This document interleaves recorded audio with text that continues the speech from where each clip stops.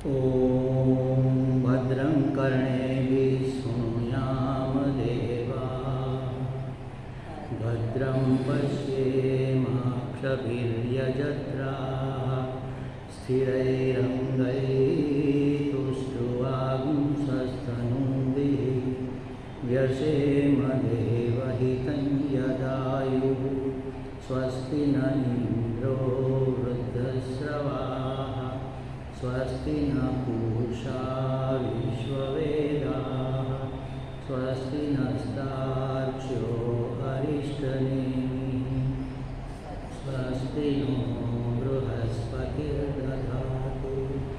ॐ शान्ति शान्ति शान्तिः।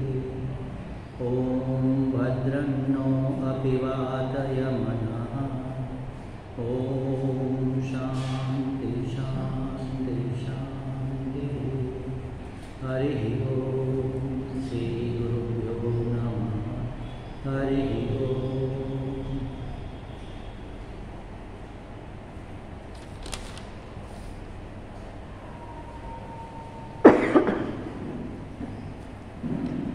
उपनिषद पद की व्याख्या हम समझ रहे थे। 3 शब्दों से यह पद बना है। पद का अर्थ है शब्द। तो हमारे वेदांत शास्त्र में कहते हैं ना, पदार्थ शोधन। शोधन माने शुद्ध करना अथवा तो खोज निकालना। संशोधन ऐसा हम बोलते हैं, जैसे वैज्ञानिक लोग करते हैं ना संशोधन, सम्यक शोधन, अच्छी तरह से ढूंढ निकालना, इसको कहते हैं संशोधन। तो शोधन माने शुद्धिकरण करना, सेपरेट करना और सभी चीज़ों से निकालकर उसको अलग पहचानना, उसका नाम है शोधन। पदार्थ शोधन, पद माने शब्द, उस शब्द का जो अर्थ है उसका शोधन। जैसे मैं कहूँ कि रुमाल, तो ये रुमाल पद का अर्थ ये वस्तु हो गई। मैं कहूँ कि मोबाइल, तो मोबाइल एक शब्द है, एक पद है, उसका अर्थ है ये इंस्ट्रूमेंट। तो पदार्थ शोधन, पद के अर्थ का शोधन। जैसे मैं कहूँ कि घड़ा, तो घड़ा नाम की जो वस्तु है वह उसका अर्थ है। उसी तरह उपनिषद ये पद है। अब इसका अर्थ क्या है, ये क्या बताता है, उसको खोज करना है। तो उसमें 3 शब्द है, उप, नि और सद। सद धातु है, कोई भी शब्द धातु से बनता है। फिर उसमें कुछ प्रक्रिया होती है तो वह क्रियापद हो जाता है और कुछ करता है। तो इस सद धातु से, जैसे इंग्लिश में कहते हैं ना टू गो એટલે જવું, टू लर्न मतलब पढ़ना, टू गो माने जाना। अब टू गो से सभी काल के रूप बनते हैं, गो, गोइंग, गोन, भूतकाल का गोन हो गया, वर्तमान का गोइंग हो गया। टू गो मूल धातु टू गो, ये हमें पता है। उसी तरह हर एक भाषा में मूल जो शब्द होते हैं उसको धातु कहते हैं। तो सद धातु को 2 उपसर्ग लगे, आगे लगता है जो पद, उसको उपसर्ग कहते हैं। उप और नि, ये 2 शब्द आगे लगे उपसर्ग, और सद धातु को एक क्विप प्रत्यय लगा। प्रत्यय माने पीछे लगने वाला। अब ये क्विप प्रत्यय क्या करता है, वो दिखता नहीं है बाहर से, वो लगकर चला जाता है, लेकिन उसके कारण सद धातु क्रियापद बन जाता है, कुछ करता है। सद धातु कुछ करता है, कुछ करने वाला बन जाता है, क्योंकि क्विप लगकर चला गया। तो ऐसा कैसे होगा भाई, लगा और चला गया, और चला गया तो फिर उसका कर्तृत्व भी चला जाना चाहिए। तो ऐसा नहीं होता। जैसे समझो पानी का संशोधन किया तो उसमें 3 चीज़ें निकली, वैसे 2 चीज़ें निकली। H2O, H2O माने H माने हाइड्रोजन 2 भाग, और O माने ऑक्सीजन 1 भाग। 2 भाग हाइड्रोजन 1 भाग ऑक्सीजन मिलाओ तो पानी बनता है। आप मिलाकर देख लो, नहीं बनेगा।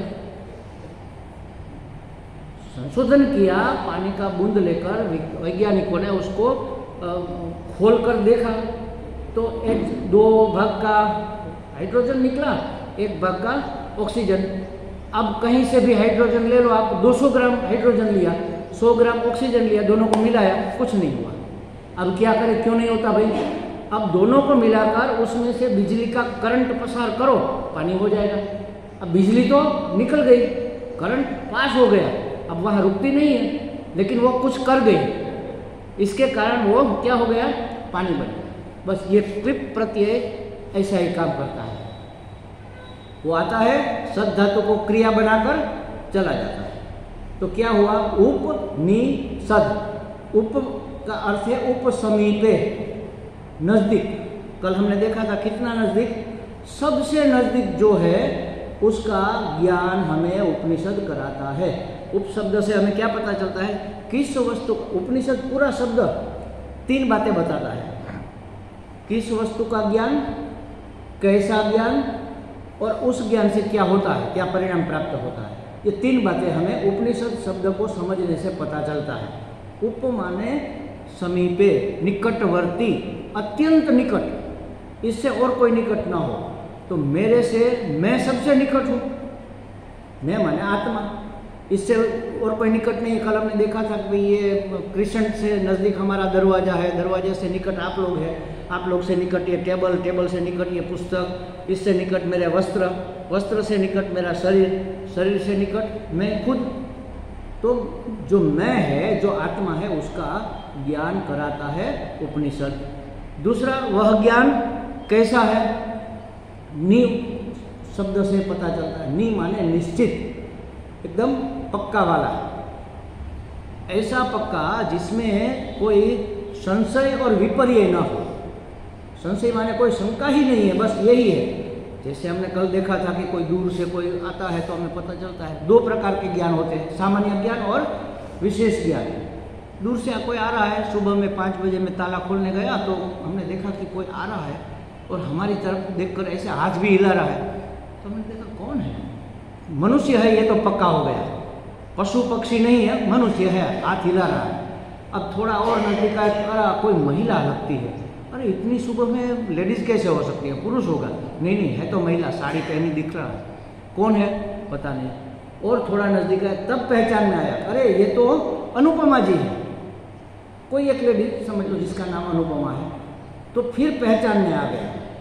पहले सामान्य ज्ञान हुआ था, अब विशेष ज्ञान हो गया कि ये जो साड़ी पहने महिला आ रही है वह अनुपमा जी है, जो मेरी पहचान में है, मैं उसको जानता हूँ। तब मुझे उसका नाम पता चलेगा।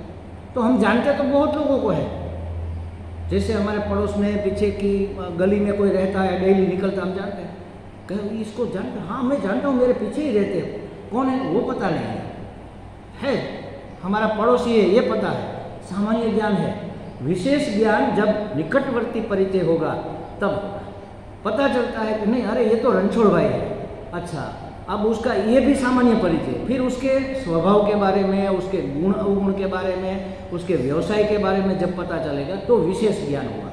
फिर हम कह सकते कि ये सज्जन आदमी है, पक्का, हाँ हाँ हमें अनुभव है, बड़े सज्जन आदमी है। तो निश्चित और विपर्य रहित। विपर्य का मतलब क्या है कि हाँ सज्जन तो है, लेकिन कोई कहेगा अरे आपको पता नहीं है, उसको तो मैं जानता हूँ, बड़े नालायक आदमी है। अच्छा, मुझे पक्का, मुझे लगता ही था, तो हमारा ज्ञान बदल गया, दूसरा प्रत्यय उठा, ये विपर्य। तो संशय और विपर्य रहित जो ज्ञान है उसको कहेंगे निश्चित ज्ञान। और संशय और विपर्य वाला जो ज्ञान है जो बदलता रहता है उसको कहेंगे मिथ्या ज्ञान। उसको रिलेटिव समझ लो, हमारी आजकल की भाषा, रिलेटिव ज्ञान, व्यवहारिक ज्ञान, ये किसी न किसी रिलेशन से हमें पता चलता है, रिलेटिव ज्ञान। और रियल ज्ञान क्या है? जो निश्चित ज्ञान है, जो संशय विपर्य रहित है, उसको कहेंगे रियल ज्ञान, वो सत्य, और ये मिथ्या। जैसे सांसारिक व्यवहारिक जो भी ज्ञान है, कोई संशोधन किया वैज्ञानिक ने, कल हमने देखा था कि भाई खोज निकाला, पहले मानते थे कि पृथ्वी तो तस्तरी की तरह सपाट है, अभी भी कई लोग मानते हैं, अभी कोई धर्म में जो चुस्त है वो लोग मानते हैं कि भाई नहीं, धरती तो सपाट है बिल्कुल। शायद जैन लोग मानते हैं, मुसलमान, कुछ मुसलमान भी मानते हैं कि क्या बात कर रहे हो, धरती दिख रही है बिल्कुल साफ साफ सपाट है, मानते हैं वो लोग। तो पहले माना जाता था, सब मानते थे, लेकिन फिर खोज हुई, पता चला कि अरे धरती तो गोल है। तो जो पहले वाला ज्ञान था बदल गए, तो वो निश्चित ज्ञान मतलब कि नहीं था। जो बदलता रहता है वह दृढ़ ज्ञान नहीं है, निश्चित ज्ञान नहीं है। फिर पता चला कि भाई पृथ्वी के आसपास सूर्य परिक्रमा करता है, इसलिए दिन उदय होता है सूर्य तो दिन होता है, सूर्य अस्त हो जाता है तो रात होती है। हम बोलते भी हैं ना सूर्योदय हो गया, सूर्यास्त हो गया, लेकिन हम जान गए कि सूर्योदय या सूर्यास्त नहीं होता, पृथ्वी घूमती है। तो वो पहले वाला ज्ञान खारिज हो गया, कैंसल हो गया, निकाल दिया गया, मतलब गलत हो गया, नया ज्ञान आ गया। तो जो रिलेटिव ज्ञान है वह बदलता रहता है, टिक नहीं पाता, उसको कहेंगे मिथ्या ज्ञान। और जो सदा रहता है, जो सत्य स्वरूप है, तीनों काल में, पहले था, आज है, कल भी वही रहेगा, उसको कहेंगे निश्चित ज्ञान, उसको कहेंगे सत्य ज्ञान। तो ये सत्य ज्ञान हमें नि शब्द से पता चलता है। तो उपनिषद हमें ज्ञान प्रदान करता है। कैसा ज्ञान? किस वस्तु का ज्ञान प्रदान करता है? स्वयं का, आत्मा का। कैसा ज्ञान प्रदान करता है? निश्चित, जो बदले नहीं, जो रिलेटिव नहीं है, जो रियल है। और मी उपसर्ग ऐसा निश्चित ज्ञान प्रदान करता है कि जिसमें कोई संशय विपर्य नहीं रहते, उसको कहेंगे रियल ज्ञान। तो उप और नि। अब आया सद धातु। तो सद धातु 3 काम करता है, वो हमने थोड़ा ऊपर देखा था।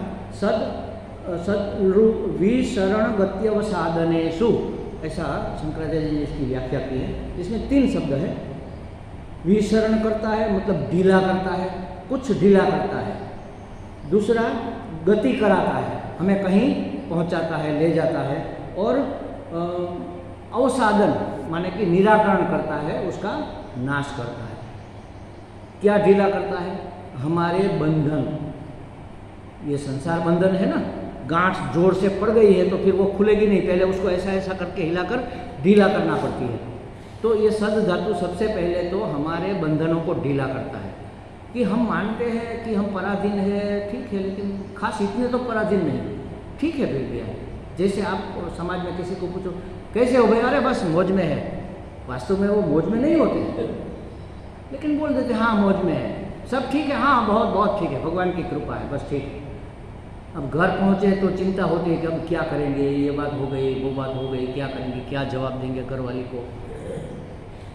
तो उसका जवाब सॉलिड नहीं है कि सब ठीक है, मतलब कि ठीक जैसा लगता है अब ज़्यादा ठीक हो जाएगा, ढीला ढीला बोलते हैं। कहते हैं ये ढीला ढीला क्यों बोल रहे हो, कुछ ठीक ठीक बात बताओ। तो हमारी जो बंधन है, हमारी जो पराधीनता है, हमारी जो परवशता है, उसको ये सांसारिक बंधन, सांसारिक परवशता और आंतरिक भी, बाहर की परवशता तो ठीक है, चलो कि भाई पिताजी है तो फिर ऐसे नहीं बैठ सकते, ऐसा नहीं बोल सकते। जैसे बेटा जवान हो जाता है, ऑफिसर बन जाता है, लायंस क्लब में सेक्रेटरी हो जाता है, सिगरेट विगरेट उसके स्टेटस का सिंबल हो जाता है, सिगरेट पीता है। अब घर आया, सिगरेट निकाल ही रहा था तो पिताजी को आके देखा, फिर से रख दिया। पिएगा क्या उसके सामने? नहीं। क्या क्यों क्या हुआ? बंधन है, ये बंधन है। वो चाहता है कि मैं कहीं पर न रुकूं, कोई बंधन ही ना हो, लेकिन ये संस्कारों का बंधन है। उसी तरह ये तो अच्छा वाला बंधन है, समझो, संस्कारों का। लेकिन काम, क्रोध, लोभ, मोह, मद, मात्सर्य, इसका जो बंधन है बड़ा खतरनाक है। चाहते नहीं थे किसी के ऊपर गुस्सा करने, अंदर से पता नहीं क्या फोर्स आया और गुस्सा हो गए और 2 सुना दी, फिर पता चला परिणाम क्या हुआ। ये जिसको सुना दी वो तो हमारे बॉस के साले थे, उसने हमारे बॉस को फरियाद कर दी, बॉस ने हमें धमका दिया और कितने दिनों तक परेशान किया ऑफिस में। तब अफसोस, अरे हमने ऐसा क्यों कर दिया, बड़ी गलती हो गई। क्यों किया? आपको पता था, लेकिन पता नहीं क्या आगे गया, मुंह से ये बात निकल गई, फिर अफसोस कर।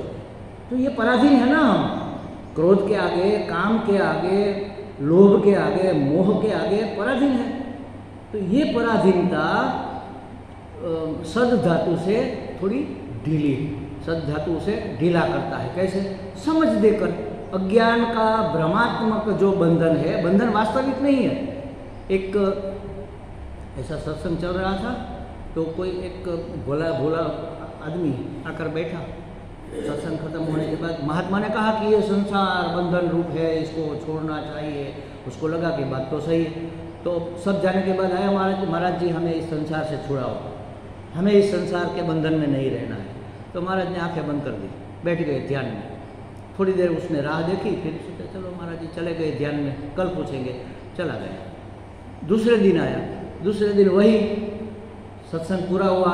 वो आया, पूछा महाराज जी हमें इस संसार के बंधन से छुड़ाओ। महाराज ने आंखें बंद करके बैठ गए, न बोले न कुछ कहा।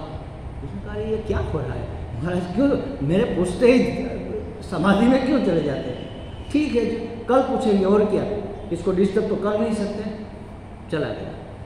और शाम को, उसी दिन शाम को वो टहलने निकला था नदी के किनारे, तो देखा कि वही महाराज सामने से घूमने के लिए निकले आ रहे हैं। पकड़ा उसको, महाराज आंखें बंद मत करना, मेरे प्रश्न का आप जवाब नहीं दे रहे हो 2 दिन से, बताओ मुझे इस संसार बंधन से छुड़ाओ आप। महाराज ने सर पीट लिया, अरे चलो मेरे साथ। कहाँ? मेरे आश्रम पे चलो। चलो वहाँ मैं बताऊँगा। चलो गए आश्रम पे, तो आए, बैठो कुर्सी पर, बैठ गए। महाराज ने कहा 1 मिनट मुझे दो, मैं थोड़ा अपना काम कर लूँ, फिर मैं बताऊँगा। तो ये जो खंभा था ना, उसको पकड़कर महाराज चिल्लाने लगे, अरे मुझे कोई इस खंभे से छुड़ाओ, मुझे कोई इस खंभे से छुड़ाओ। थोड़ी देर तो वो सुनता रहा, फिर कहा अरे ये क्या पागलपन कर रहे हो महाराज जी, अरे भाई साहब मुझे इस खंभे से छुड़ाओ। अरे महाराज आपने पकड़ा है, छोड़ दो, खंभे ने थोड़ी ही पकड़ा है। अरे मूर्ख, मैं वही तो समझाना चाहता हूँ, तुमने संसार को पकड़ा है, संसार ने तुम्हें नहीं पकड़ा। आंखें बंद कर लेना माने क्या कि संसार की ओर से अपनी आंखें बंद कर लो, संसार को जो करना है करने दो, तुम स्वतंत्र हो, क्यों अपने आप को पराधीन मान रहे हो? बस इतना ही है। तो अज्ञान के कारण ये बंधन है, तो अज्ञान दूर करके इस बंधन को, अज्ञान दूर होगा तो बंधन सीधा छूट जाएगा ना, कि नहीं छूटेगा? तो ढीला करने की बात कहाँ आई? छोड़ने की बात होनी चाहिए ना। यहाँ तो कहते पहले ढीला करता है। देखो हमने सबने जान लिया अहम ब्रह्मास्मि, जाना कि नहीं? हम ब्रह्म है, हो गए क्या?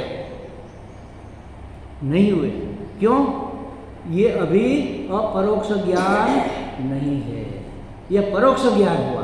अब मात्र बुद्धि में समझ में आया, अभी अनुभव में नहीं उतरा, सिर्फ बुद्धि ने माना है। कब उतरेगा अनुभव में? जब हमारा अंतःकरण शुद्ध होगा। विवेक वैराग्य आदि साधन संपत्ति जब हम संपादन करेंगे और अंतःकरण को शुद्ध शांत पवित्र एकाग्र करेंगे, तब ये बातें हमें अनुभव में आ जाएगी। अरे हाँ मैं तो ब्रह्म हूँ। तब तक ये बातें पकड़ में आने वाली बुद्धि में तो आ जाएगी, और इतना समझ में आ जाएगा कि मैं प्रवचन भी कर सकता हूँ अहम ब्रह्मास्मि के ऊपर। लेकिन वो महाराज, दूसरे महाराज की मैंने बात लास्ट टाइम कही थी, ऐसा सत्संग चल रहा था, एक आदमी डेली आकर बैठता था, बहुत तो रेगुलर। एक दिन नहीं आया, मैंने सोचा चलो कोई काम होगा। दूसरे दिन भी नहीं देखा, तीसरे दिन भी नहीं देखा। फिर किसी से पूछा कि महाराज क्या बात है, वो आदमी दिख नहीं रहा है, वो तो डेली आता है, पहली लाइन में आकर बैठता है। तो उसने कहा महाराज जी उसका एक ही बेटा था, वो मर गया, तो बड़ा रो रहा है, 3 दिन से चुप ही नहीं हो रहा है। सबने समझाया लेकिन रोए जा रहा है, रोए जा रहा है। महाराज जी आप आओ ना, आप समझाओ, आपकी बात मानेगा। मैंने कहा ठीक है चलो आते हैं। गए, समझाया कि भाई ये सब आने जाने वाली चीज़ें हैं, लेन देन के ऋणानुबंध है, उतना ही काम था, वो चला गया। भगवान का लड़का था, भगवान ले गए, इसमें क्या रोने की बात है? उसको बात समझ में आ गई कि हाँ बात तो आपकी सही है। वो चुप हो गया। और इसके बाद फिर से सत्संग में आने लगा। थोड़े दिन बीते, 5-15 दिन, तो एक दिन देखा कि महाराज रो रहे हैं जोर जोर से। उसने देखा अरे महाराज क्या हुआ? अरे क्या बताऊँ, मैं तो बहुत परेशान हो गया, मैं तो दुखी हो गया, मेरा सब कुछ छीन गया। अरे महाराज बताओ तो सही, क्या? मेरी बकरी मर गई। अरे महाराज मेरा लड़का मर गया, तब आपने कहा था कि ये तो आने जाने वाली चीज़ है, ऋणानुबंध है। वो लड़का तो तुम्हारा था, बकरी तो मेरी है ना। देखो ये परोक्ष ज्ञान, ये बुद्धि में सिर्फ है, जीवन में व्यवहार में नहीं उतरा। जब ऐसी कोई घटना घटती है, हमारे सामने कोई समस्या जब आती है, तब भी हमारा ज्ञान टिका रहे, तब भी हमारा ज्ञान कार्यकारी रहे, तो माना जाएगा कि ज्ञान हुआ। इससे पहले क्या होता है? सिर्फ ढीला होता है, समझ में आ जाता है, लेकिन ये होना जरूरी है। सीधी गांठ खोल नहीं सकती, पहले ढीला होती है। तो विशरणम का मतलब है ढीला करना, हमारे बंधन को सद धातु ढीला करती है। और फिर है गति। गति मतलब कहीं पर ले जाते हैं। कहाँ ले जाते हैं? एक ब्रह्म बिंदु उपनिषद, उसमें एक श्लोक आता है, मतलब बंधन कहाँ है, किस चीज का बंधन है। तो वहां लिखा मन एवं मनुष्याणाम कारणम बंध मोक्ष। बंधन और मोक्ष यो, मोक्षनु अने कारण से मन में ही बंधन है, बाकी कहीं बाहर कोई बंधन है, किसी ने रस्सी से हमें बांधा नहीं है। मन एवं मनुष्याणाम, जैसा मन है वैसा मनुष्य है, जैसा मन ऐसा मानवी। एक कल ही मेरी राधा बहन से बात हुई थी, आप भी कहीं मिले तो जरूर, मैं तो कहता हूँ उस पुस्तक को ले लेना। पुष्कर भाई गोकाणी द्वारका, वो अभी नहीं है, उसने एक पुस्तक लिखी है, 2-3 छोटी छोटी लिखी थी, फिर उसको एक कर दिया। प्रवीण पुस्तक भंडार राजकोट का प्रकाशन है, उसका नाम है मन गंगोत्री। आप पढ़ना जरूर कि मन में क्या ताकत है। मन चाहे तो हमें पराधीन भी कर सकता है, बेड़ियों में बांध लेता है, और मन चाहे तो हमें मुक्त भी कर सकता है। तो मन है वह मनुष्य, कोई मनुष्य कैसा है कैसे पता चलेगा? जैसा उसका मन है वैसा वह होगा। हम कैसे बाहर से चाहे कैसे भी दिखे, जैसा हमारा मन होगा वैसे हम होंगे। अगर मन हमारा शुद्ध और पवित्र है तो हम पवित्र पुरुष हैं। मन हमारा गंदा और मैला है तो हम पवित्र पुरुष नहीं हैं। चाहे और कोई जाने चाहे ना जाने, लेकिन हमें तो पता है। तो मन एवं मनुष्याणाम, जैसा मन होता है वैसा मनुष्य होता है। और ये मन ही कारणम बंध मोक्षयो, बंधन और मुक्ति का यही कारण होता है। बंधाय विषयासक्त, विषय में जो मन आसक्त है वह बंधन का कारण है। और मुक्त्यै निर्विषय स्मृत, मुक्त की सुख किसको कहेंगे? मुक्त मन जो निर्विषय है, जिसकी आसक्ति विषयों में नहीं है। शाम के क्लास में हम वही तो कर रहे हैं ना, विषयों में आसक्ति। अष्टावक्र को भी जब जनक राजा ने पूछा कि महाराज कैसे मुक्त हो, तो उसने कहा विषयों को विश्ववत त्यज, जहर समझकर विषय को छोड़ दे, उसकी आसक्ति छोड़ दे। छोड़ देना माने ऐसे थोड़ी छोड़ सकते हैं, कोई शब्द आएगा तो सुनाई देगा ही, लेकिन सुनने की ललक नहीं होनी चाहिए, उसके प्रति हमारा मोह नहीं होना, उसके प्रति हमारी आसक्ति नहीं होनी चाहिए। बस इसका नाम है छोड़ना। बाकी जो आता है आएगा, जाता है जाएगा। भूख लगी तो खाना भी पड़ेगा। एक महात्मा को किसी ने पूछा कि महाराज साधना का कोई अच्छा वाला उपाय बताओ, तो क्या उपाय क्या है? जो करो वो साधना ही तो है। नहीं आप क्या करते हो वो बताओ। तो क्या भूख लगती है तो खा लेता हूँ, नींद आती है तो सो जाता हूँ। अरे बस इतना, हाँ इतना करो, तो इसमें क्या, मैं तो वही करता हूँ। नहीं, वो नहीं करते। भूख लगती है तब नहीं खाते, भूख नहीं लगी तब भी खाते रहते हो, और खाते वक्त नहीं खाते, खाते वक्त कुछ और कर रहे होते हैं। सोचते हैं कि फैक्ट्री में क्या हुआ होगा, और फैक्ट्री में बैठे हैं तो सोचते हैं कि आज क्या बना होगा खाने में। ऑफिस में जाकर पहला फ़ोन करते, सुबह में नाश्ता करके गए हमारे साहब ऑफिस में, रजिस्ट्रार ऑफिस में गए वहाँ पर, और वहाँ जाकर थोड़ा टाइम था, घर पे फ़ोन किया, आज दोपहर को क्या बना रहे हो? अरे अभी तो नाश्ता करके आए, और दोपहर की चिंता कर रहे हैं। जो करना होता है उस समय वह हम नहीं करते। महाराज का कहने का ये मतलब था कि जो जब हम करना चाहते हैं वही करें। भूख लगी तभी खाना खाओ, नींद आई सो जाओ। जागने की ज़रूरत क्या है? नहीं, नींद आती है, लेकिन ये सीरियल थोड़ा पूरा कर ले, देख लेते हैं, फिर सोएंगे। या तो ये नॉवल पढ़ रहे हैं, 10 पन्ने रह गए, पहले इसको पूरा करें, फिर सोएंगे। सत्संग में बैठे सो जाते हैं, अकेले बैठे जाग रहे हैं। कुछ नहीं करना है तो क्या करोगे? नींद आ रही है तो सो जाओ, क्यों जबरदस्ती खुला है आप? तो सहज रूप में जो भी विषय आ जाए, आपकी जरूरियात, शरीर की जो जरूरियात है उसके अनुसार आएगा ही। वो परमात्मा की योजना है, वही आपके सामने आएगा। तो उसको आसक्ति नहीं कहते, लेकिन उस वस्तु का भोग बार बार मिले, इसका नाम है आसक्ति। जैसे हमने लास्ट टाइम एक उदाहरण दिया था, दोपहर को निकले किसी के घर जाने के लिए, और जल्दी जल्दी में थोड़ी देर हो गई, बुलाने आ गए, तो फट फट फट कपड़े पहनकर स्वामी जी निकल गए, और याद आया करे बहुत प्यास लगी है, पानी पीना भूल गया। तो कोई बात नहीं स्वामी जी, रास्ते में कोई दुकान खड़ी होगी, सोडा वोड़ा पी लेंगे, क्या कहते हैं वो, स्प्राइट, पेप्सी वगैरह जो भी है पी लेंगे। लेकिन पता नहीं क्यों आज दोपहर में सब दुकानें बंद हैं, एक भी कोई दुकान खुली नहीं है। राजकोट में तो वैसे भी दोपहर को बंद हो जाती है, तो अब बड़ी प्यास लगी, क्या करें। उतने में एक दूर से एक दुकान दिखी, जूस सेंटर, वो भी बंद करने वाला था, पहुंच गए, अरे भाई एक कुछ पिला दो, तो कि महाराज सब खत्म, कुछ नहीं है, अब सिर्फ 2 चीकू और थोड़ा सा दूध है, आप बोलो तो चीकू का शेक बना दो। नहीं, मुझे चीकू पसंद नहीं है, लेकिन प्यास लगी, चलो बना दो। बनाया उसने, एक तो प्यास थी, ज़रूरत थी, और वास्तव में उसने बहुत अच्छा बनाया था, तो इतना अच्छा लगा, अरे चीकू का शेक इतना मधुर, इतना अच्छा होता है, मुझे तो पहले पसंद कभी नहीं था, लेकिन आपने बहुत बढ़िया बनाया, अच्छा लगा, ज़रूरत भी थी, इसलिए और ज़्यादा अच्छा लगा। अब 2-4 दिन के बाद फिर से वहाँ से निकले तो याद आया कि हाँ, चीकू शेक बहुत बढ़िया मिलता है, ज़रूरत नहीं है, प्यास भी नहीं है, लेकिन गुजराती में कहते हैं डाढ़े वड़ी गई, तो वो आसक्ति हो गई, गए, अरे भाई वो उस दिन पिलाया था ना, वो वाला चीकू शेक पिला दो। तो उसने कहा महाराज आज खजूर का पिला, नहीं वही चीकू वाला पिला दो।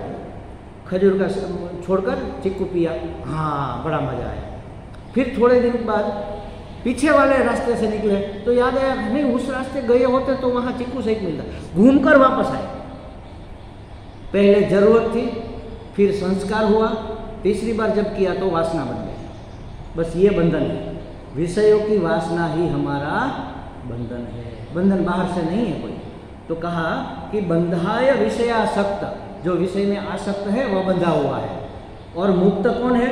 मुक्त्यै निर्विषय स्मृत, उसको मान लो, जो निर्विषय है वह मुक्त है, मान लो वही मुक्त है, समझ लो। तो मन ही हमारे बंधन का और मुक्ति का कारण है। तो ये विशरणम हमें ढीला करता है, ऐसा मन बंधन का कारण है। वह वासना छुड़ाता है, ढीला करता माने क्या? वासना छुड़ाता है, बाहर से कोई बंधन नहीं है, अंदर के बंधन है।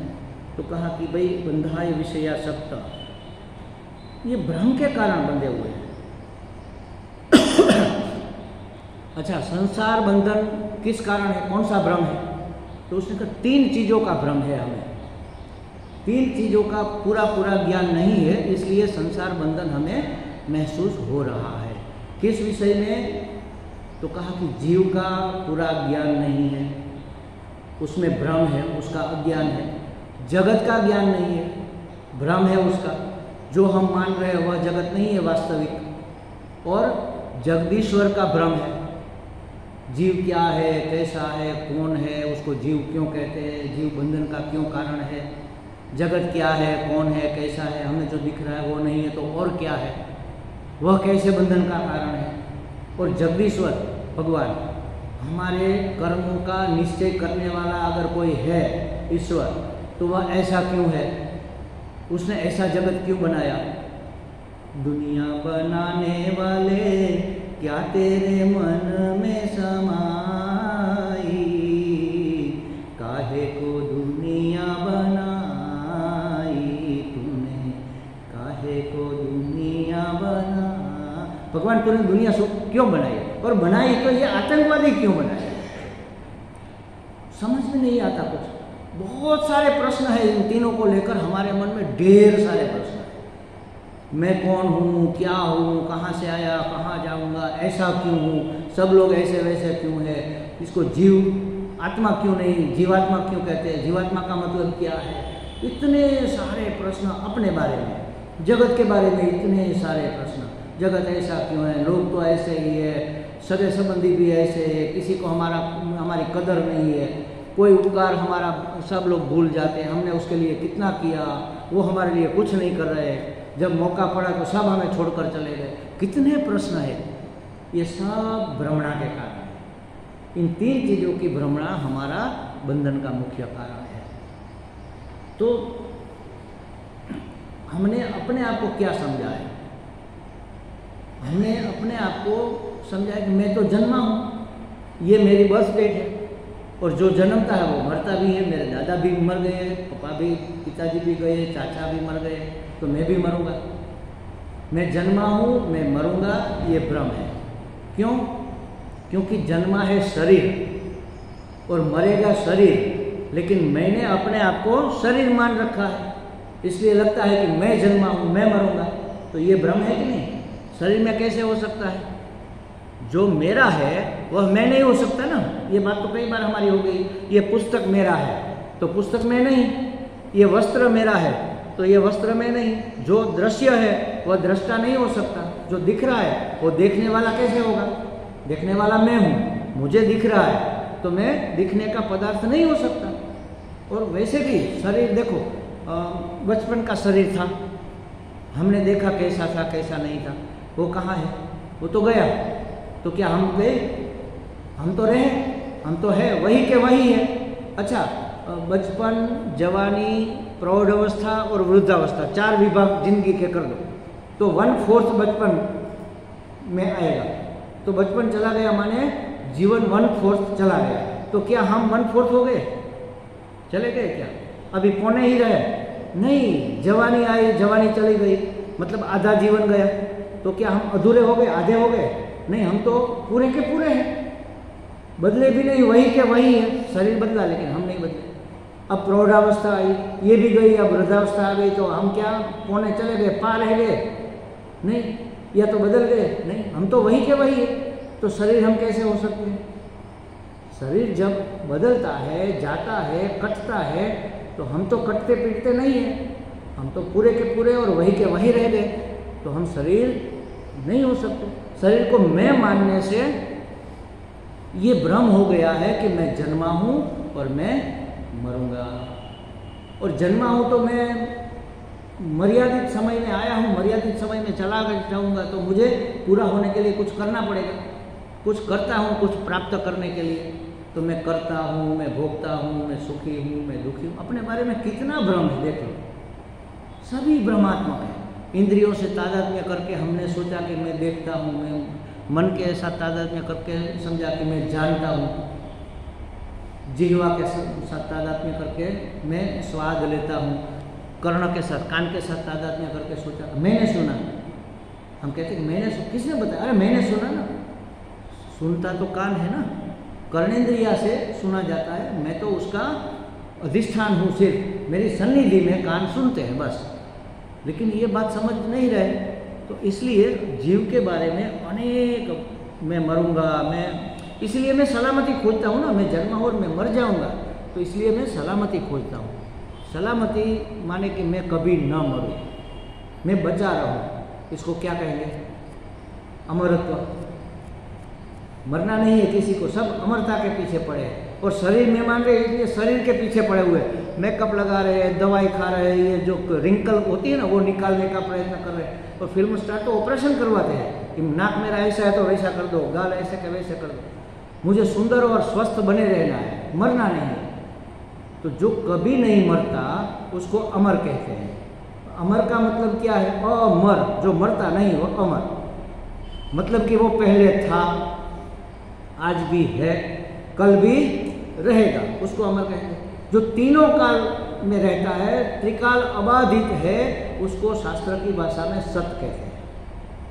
सत मेरा स्वरूप है, सच्चिदानंद है ना, सत मेरा स्वरूप है, इसलिए मुझे अमरता अट्रैक्ट करती है, मुझे मरना नहीं है। लेकिन मैंने शरीर मान लिया अपने आप को, तो शरीर तो मरेगा, तो डर लगने लगा।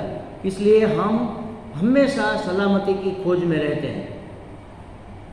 हम संबंध बढ़ाते हैं, क्यों? कि कभी काम आएगा, कभी मुश्किल पड़ी तो ये हमारे साथ खड़ा रहेगा। पैसे बढ़ाते हैं, क्यों? कभी ज़रूरत पड़ी तो हम पैसे के बल पर लड़ सकते हैं, हम अपना बचाव कर सकते हैं। बीमार हो गए तो ऑपरेशन कराने पैसे तो चाहिए, तो मरना तो नहीं। सलामती के लिए पैसे, पद, प्रतिष्ठा, संबंध, सब कुछ सलामती के लिए। मकान, मजबूत मकान बनाते, क्यों? कि वह टूटना नहीं चाहिए, हम अंदर सलामत रहे। दरवाज़ा, डबल दरवाज़ा किया, उसके ऊपर बड़ा वाला लॉक लगाया कि कोई अंदर घुस के आ ना जाए, कोई हमें लूट पीट न ले। ये सब सलामती के साधन इसलिए हम कर रहे हैं कि हम अपने आप को मर्त्य मानते हैं। और मर्त्य इसलिए मानते हैं कि हम अपने आप को जन्मा हुआ मानते हैं, और जन्मा और मरने वाला तो शरीर है। तो शरीर को मैं मानने के कारण अपने आप को ऐसा मान लिया, और शरीर में हूँ नहीं। इसलिए हमें अमर होने की, सलामत रहने की, सत स्वरूप, हम सत स्वरूप है, जो हम हैं वही हम चाहेंगे। जो नहीं है, वह जो हमारा स्वरूप नहीं है, जो हमारा स्वभाव नहीं है, वो हमें कभी पसंद नहीं होगा। जो बाहर से चीज़ आती है ना, तो आँख है, आँख में एक छोटा सा कण अगर आ जाए तो आँख सहन नहीं करेगी, जब तक उसको निकालेंगे नहीं तब तक मज़ा नहीं। ठीक है, चलो आँख में तो खटकता है, वो तो कोमल चीज़ है। दांत में कोई चीज़ फंस गई, मुखवास लिया और तिल का दाना अंदर रह गया, तो जब तक वो निकलेगा नहीं, जीभ वहाँ पर ही जाएगी, ऐसे ऐसे करती रहेगी उसको निकालने के लिए। ढूंढेंगे कहीं से कोई मिल जाए सली वली तो उससे निकाल दें, क्योंकि जो आगंतुक है वो घूसणखोर है, रोहंग्या, ये हम नहीं चाहते। हमारा अपना जो स्वरूप है वही हमें प्रिय है। तो हम तो अमर स्वरूप है इसलिए अमरता चाहते हैं, सत्य स्वरूप है इसलिए अमरता चाहते हैं। और दूसरा क्या है, हम चित्त स्वरूप है, चित्त माने ज्ञान, इसलिए देखो हमेशा ललक रहती है कुछ ना कुछ जानने की।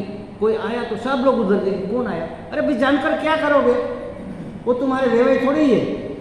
लेकिन अंदर से एक लौ जलती रहती कि नहीं, हमें सब पता होना चाहिए, हम अज्ञान में न रहे, हम भ्रम में न रह जाए, हमें पता होना चाहिए। इसलिए हम टीवी देखते हैं, न्यूज़पेपर, सुबह में उठकर सबसे पहला काम पेपर पढ़ना कि क्या क्या हुआ जगत में। अरे भाई तुम नहीं जानोगे तो क्या फ़र्क पड़ जाएगा। और पेपर में ऐसी कौन सी चीज़ आती है जो जानने लायक हो। मैं बहुत पहले की बात है, पूर्वाश्रम में जब मैं प्रिंसिपल था, तब भी मैं ऐसे कैंप थोड़ा बहुत करता था, मतलब अटेंड करता था। तो रामकृष्ण मिशन में मैं था, तो वहाँ पर एक सेमिनार हुआ 3 दिन का सत्संग का। तो कोई बॉम्बे से कोई एक बहुत बड़े अर्थशास्त्री आए थे, लेकिन अच्छे साधक थे, रामकृष्ण परमहंस के बहुत फॉलोअर भक्त थे, महान। तो उसका टाइम में उसने प्रवचन शुरू किया कि आपको साधना करनी है, परमात्मा प्राप्ति करनी है, अपनी साधना निर्विघ्न आगे चले, ऐसा कोई उपाय चाहिए। तो सबने कहा हाँ चाहिए। तो सबसे पहला काम न्यूज़पेपर पढ़ना बंद करो, वो तुम्हें स्थिर नहीं रहने देगा, उसमें कोई अच्छी बात नहीं आती, सब गलत गलत बातें आती है, वो अपना मगज खराब, दिमाग खराब करती है। लेकिन वही हम पहले करेंगे, सुबह में उठकर सबसे पहले देखेंगे, लुंगी भी नहीं निकालेंगे, धोती पहनकर बाहर जाएंगे, देखेंगे कहाँ पर है न्यूज़पेपर, आज कहाँ डाल कर गया। और अगर नहीं आया, लेट आया, तो ऐसे जैसे मेघ बरसात की जो राह देखता है ना किसान, चातक की दृष्टि, ऐसे देखेंगे अभी तक क्यों नहीं आया, कहाँ है वो पेपर वाला, अभी तक क्यों नहीं आया। घर में जाएंगे, बाहर घर वाले, अरे आप स्नान कर लो, अरे करता हूँ अभी पेपर नहीं आया। और लेट हो गया तो पेपर लेकर टॉयलेट में जाएगा, वहाँ पेपर पढ़ते पढ़ते सब काम करेगा। बोलो, सब जानने की इच्छा है, क्यों। कोई आवाज़ आएगी यहाँ, धड़, अरे क्या हुआ, कोई टकरा गया, कोई एक्सीडेंट हो गया, कुछ गिर गया, कुछ फट गया, क्या हुआ, तुरंत हमारा दिमाग वहाँ जाएगा। सब जानना है हमें, क्यों, क्योंकि हम चित्त स्वरूप है, इसलिए हमारे अंदर जानने की, ठीक है, जो हमारा स्वभाव, जो हमारा स्वरूप नहीं होगा वह कभी हम नहीं चाहेंगे। हमें जानने की चाह, जानने की तमन्ना है, इसका मतलब है कि हम ज्ञान स्वरूप है, चित्त स्वरूप है। इसलिए जब तक हम सब जान नहीं लेते तब तक हमें चैन नहीं मिलेगा। कितना जानोगे, धरती के कण कण आप जान सकते हो क्या। शास्त्र में ऋषि शौनक ने अंगिरा जी से पूछा, अंगिरा उसके गुरु जी, कि महाराज ऐसी क्या चीज़ है जिसको जानने से सब जाना हुआ हो जाए, कोई ऐसी वस्तु बताओ जिसको एक को जान ले सब मालूम पड़ जाए। तो उसने कहा हाँ ऐसी चीज़ है आत्मा, आत्मा को जान लो सब जाना हुआ। महाराज आत्मा को जानने से कैसे होगा, आत्मा परमात्मा है, तो परमात्मा को जानने से कैसे होगा, परमात्मा ही सब कुछ बना है। मिट्टी को जान लो, फिर घड़ा जानने में आ गया कि नहीं, वो मिट्टी ही है। फिर ईंट जानने में आ गई कि नहीं, ईंट के रूप में मिट्टी ही तो है। गमला जिसमें हम पौधा उगाते हैं, गमला क्या है, मिट्टी ही तो है। एक मिट्टी को जान लो तो सब जानने में आ जाएगा। एक लोहे को जान लो, ये उपनिषद में आता है, एक लोहे को जान लो तो सब औजार आपके समझ में आ जाएगा। फिर वो पकड़ हो, चाहे खरोती हो, चाहे कुछ भी हो, तलवार हो, नेल कटर हो, जो भी हो, लोहा को जान लो सब जानने में। उसी तरह एक परमात्मा को जान लो, पूरा विश्व, पूरी सृष्टि सब उसी ने वेश लिए। वही मनुष्य बना, वही पशु बना, वही पक्षी बना, वही पहाड़ बना, वही पत्थर बना, वही तालाब, समुद्र, बादल, हवा, पानी, आग, सब वही बना। आत्मा न एक आत्मानः आकाश संभूत, आत्मा से आकाश प्रकट हुआ माने आत्मा ने आकाश का रूप लिया। आकाशात वायु, आकाश ने आकाश के रूप में रहे हुए परमात्मा ने वायु का रूप धारण किया, वायु बन गया। वायु से अग्नि हुआ, अग्नि से जल हुआ, जल से जमकर ठोस हो गया पृथ्वी हुई, पृथ्वी से अनाज हुआ, अनाज हमने खाया तो हम इतने बड़े हो गए। देखो सब कुछ पूरा का पूरा आत्मा से निकला है। आत्मा माने परमात्मा। हम तो इतना ही मानते हैं इसलिए आत्मा को छोटा समझते हैं, वास्तव में वो परमात्मा ही है। तो उस एक को जानने से सब जानने में आ जाएगा। जब तक हमें आत्मज्ञान नहीं होगा, परमात्मा ज्ञान नहीं होगा, ब्रह्म ज्ञान नहीं होगा, तत्व ज्ञान नहीं होगा, तब तक हमारी जानने की जिज्ञासा शांत नहीं होगी। कुछ भी हो जाए हमें जानना है बस। और जिसने आत्मा को जान लिया उसकी स्थिति क्या हो जाएगी, फिर उसको कुछ जानने की इच्छा ही नहीं होगी। मैं कई बार कहता हूँ, हमारे एक महात्मा बड़े हमारे मित्र भी थे, हमारे गाइड भी थे, गुरु जैसे भी थे। अध्यात्म में उसने हमें बहुत प्रेरित किया, बहुत मार्गदर्शन भी दिया। द्वारका में थे, स्वामी रामतीर्थ उसका नाम था। बहुत बड़े घराने से थे। ये जो जीटीवी है ना, जीटीवी के मालिक थे वो, उसका भतीजा अब जो चला रहा अभी, उसका जो मालिक है वो उसका भतीजा है। वो तो चले गए स्वामी जी, तो हम उसको राम बाबू कहते थे। स्वामी रामतीर्थ नाम था उसका, तो राम बाबू कहते थे। और द्वारका में हमने एक हॉस्पिटल बनाई है, आई हॉस्पिटल, आँख की हॉस्पिटल। तो हमने ही मतलब शुरू किया था सब। और स्वामी जी की कुटिया वहाँ पर ऊपर बना दी, वहाँ रहते थे और थोड़ा देख लेते थे। तो मैं कभी कभी जाता था वहाँ पर, तो सुबह में बाहर बालकनी में हम दोनों कुर्सी डालकर बैठते थे और सामने एक बड़ा पीपल का पेड़, वो बस देखते रहते, आकाश की ओर, पीपल की ओर बैठे। और कोई नीचे आया, है कोई पूछ रहा है। मैं गया कि भाई क्या है, दवाखाना कब खुलेगा? उन्होंने कहा 10:30 बजे आओ। तो हम तो बाहर गांव से आ रहे हैं, तो बैठो यहाँ पर आराम करो। वो आया, वो कहा ठीक है चलो मैं आधे घंटे में आता हूँ। वो चला गया। स्वामी जी को कुछ लेना देना ही नहीं है, कौन आया, क्या पूछ रहा है, क्यों आया, क्या जवाब दिया, वो तो अपने में मग्न है बस। देखो उसकी जिज्ञासा शांत हो गई बिल्कुल। ब्रह्मनिष्ठ थे, बहुत उत्कृष्ट ज्ञान था उसके पास। और उसने हमें बहुत गाइड किया। हर महीने मेरे यहाँ राजकोट आते थे, मेरी कुटिया में रुकते थे। नीचे मैंने कमरा बनाया था, वहाँ पर हम दोनों एक साथ में रहते थे। और 8-8 दिन तक हम उसको रोकते थे और सत्संग करते थे। तो ऐसी स्थिति उसकी अंत समय थी। बस बैठे तो बैठे, कुछ आवाज़ आई, किसी ने पूछा तो भी ऐसा नहीं लगा उसको कि कौन आया भाई, क्या जवाब दिया उसको, ठीक से जवाब दो, पेशेंट है उसको गाइड करो, कुछ लेना देना नहीं, बस बैठे तो जिज्ञासा शांत हो गई। तो एक को जानने के बाद सब जानने में आ जाएगा, सब जानने में आ जाएगा। कैसे कि भाई सब वही तो बना है। अब कोई आवाज़ आती है तो हमारे दृष्टि उधर नहीं जाती, क्या हुआ, ठीक है जाती है तो भी ठीक है, नहीं जाती है, लेकिन वो ऐसी जिज्ञासा अब रहेगी। स्वरूप जो हमारा है उसी की तरफ हमारी गति होगी। तो सत्य स्वरूप है इसलिए अमर बनने का हम प्रयत्न कर रहे हैं, सलामती चाहते हैं। चित्त स्वरूप है इसलिए हमारी जिज्ञासा बनी हुई है। और हम आनंद स्वरूप है, आनंद माने सुख स्वरूप है। सुख प्राप्ति के लिए सब भोग क्यों हो रहे हैं? चलो ये क्या कहते हैं वो, चलो महाराज यहाँ पर वो बहुत बड़ी एक शॉप बनी है, वहाँ बहुत अच्छा गाठिया, मनुभाई गाठिया वाला, मैंने कल शाम को हम वहाँ से निकले थे, मुझे याद आ गया। इतनी बड़ी, इतना अच्छा आर बहुत बढ़िया बनता है, चलो वहाँ खाएंगे, स्वाद लेंगे उसका। क्यों भाई? आनंद आएगा। तो आनंद के लिए तो सब भोग करते हैं, और क्या करते हैं? खाना पीना, सुनना, देखना, बोलना, सब आनंद के लिए। हमारी तमाम प्रवृत्ति जन्म से लेकर मृत्यु तक आनंद के लिए। उसको आनंद को हम गुजराती में निराश भी कह सकते हैं, संतोष भी कह सकते हैं। एक बच्चा है छोटा सा, पढ़ रहा है, धीरे धीरे बड़ा हो गया और 10वीं कक्षा में आ गया। हम गए उसके घर, तो वो आपका चिंटू दिख नहीं रहा, वो पढ़ रहा है अपने कमरे में। चिंटू बेटा अंकल आए, तो आए हमें मिलने के लिए। क्या कर रहे हो? पढ़ रहा हूँ। अरे तुम तो बड़े होशियार हो, पूरा दिन क्यों पढ़ते रहते हो? लास्ट टाइम भी तुम्हारे तो इतने परसेंटेज आए थे, जरूर क्या? नहीं महाराज, मुझे अच्छे स्कूल में एडमिशन लेना है, आगे जाकर मेडिकल में जाना है। अच्छा मेडिकल में जाकर क्या करोगे? मैं बड़ा डॉक्टर बनूंगा। फिर क्या करोगे? मैं बड़ी हॉस्पिटल बनाऊंगा। बड़ा हॉस्पिटल से क्या होगा? मेरा नाम होगा, गाड़ी होगी, बंगला होगा। फिर क्या करोगे? तो मुझे कोई अच्छी लड़की मिलेगी मेरी पत्नी के रूप में, फिर मैं आनंद से रहूँगा। अंत में तो आनंद ही करना है ना। पता चले कि यहाँ सत्संग करने जाएंगे तो मारे जाएंगे, बहुत दुख होगा, कौन आएगा?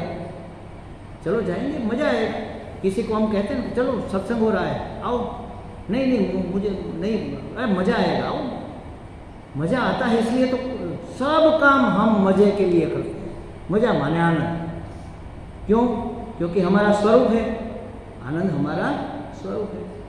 सब प्रिय सुखदायक चीज़ें हम करते रहते हैं, तो सत्य चित्त आनंद हमारा स्वरूप है, हमारा स्वभाव है, और उसी के लिए ये सब हो रहा है, उसी के लिए सब हम कर रहे हैं। ये हम समझ नहीं पा रहे हैं कि हम सच्चिद आनंद हैं। ये धारणा हमारी गलत। हम जीव है, हम शरीर है, हम में कुछ कमी है, हमें आनंद बाहर से मिलेगा। जीव के बारे में कितनी भ्रमणा है, देख लो। बहुत सारे भ्रम हमने पाल रखे हैं कि जीव ऐसा है, जीव ऐसा है। और जगत के बारे में भी और देखो महाराज, हमारी तो कितनी समस्या है, आपको पता नहीं है। समस्या का तो कोई और छोर नहीं है, कदम कदम पर समस्या, कदम कदम पर मुश्किल है। हमारे दादा गुरु स्वामी दयानंद जी महाराज कहते थे, you are the problem and you are the solution. तुम ही समस्या हो और उस समस्या का समाधान भी तुम ही। कौन सा मैं समस्या हूँ और कौन सा मैं समाधान हूँ? तो कहा कि जो भ्रमात्मक मैं है, भ्रम जिसने पाल रखे हैं, वह भ्रमित मैं समस्या का कारण हूँ। और जिसको निश्चित ज्ञान हो गया है, अपना संशय विपर्य रहित निश्चित ज्ञान जिसको हुआ है, ऐसा मैं समाधान हूँ। मेरी समस्या का समाधान और कोई दे ही नहीं सकता। मेरी समस्या का कारण भी मैं ही हूँ और मेरी समस्या का समाधान भी। लेकिन महाराज आपको पता नहीं है हमारे जीवन में कितना दुख है। आप सोचोगे, आप समझोगे, आप सुनोगे तो आप भी हैरान हो जाओगे, इतना दुख है। अभी एक लड़की की शादी तय की थी और टूट गई सगाई। लो, एक जवान लड़की सगाई टूट गई, अब जल्दी होगी नहीं। अब कितनी समस्या है। तो दुख होगा तो सही, नहीं होगा। हमारे स्वामी जी स्वीकार करते हैं ना, दुख होगा। एक शिष्य गया अपने गुरु के पास कि गुरुजी मैं जल रहा हूँ इस संसार में, आप मुझे इस संसार सागर से पार कराओ। विवेक चूड़ामणि का शिष्य। हमारे वेदांत का सिद्धांत क्या है? गुरु उपदेश नहीं कर रहे, मूर्ख तुम कहाँ तुम दुखी हो, तुमने मान रखा है तुम दुखी हो, ऐसा नहीं कहते।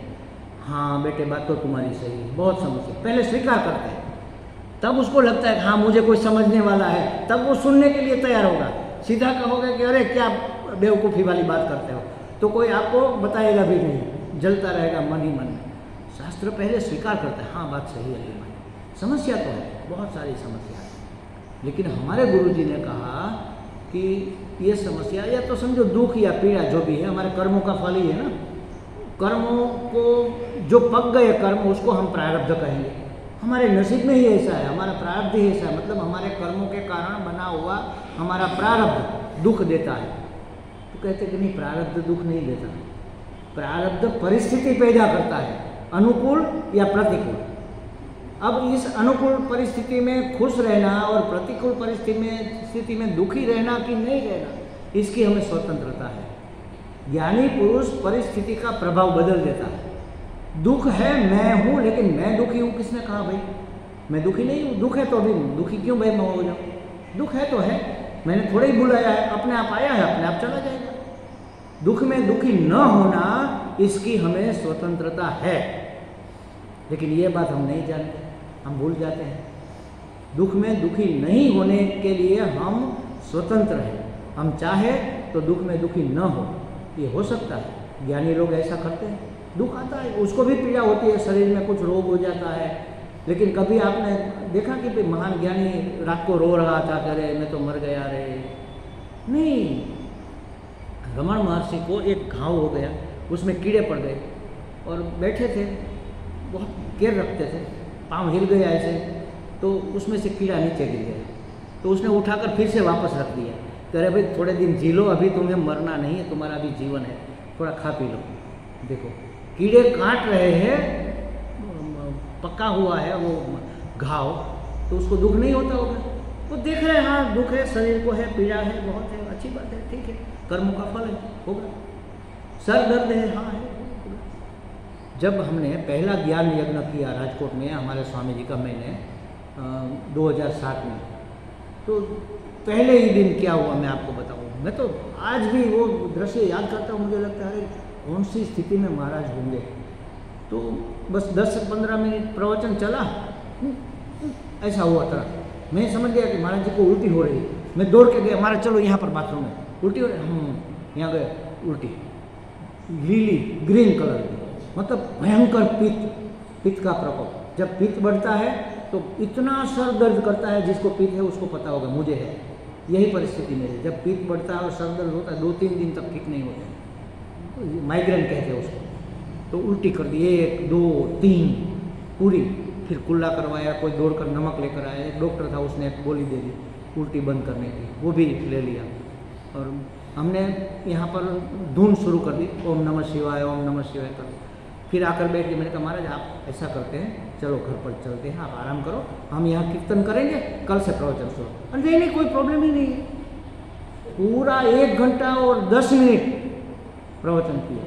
ऐसी स्थिति में देख लो, दुख है लेकिन मुझे दुखी होना कि नहीं होना ये मेरे अपनी मर्जी के ऊपर, मैं अपनी मर्जी का मालिक हूँ, मैं पराधीन नहीं हूँ दुख के आगे, इस शरीर के आगे मैं पराधीन नहीं हूँ। देखो ये है स्थिति।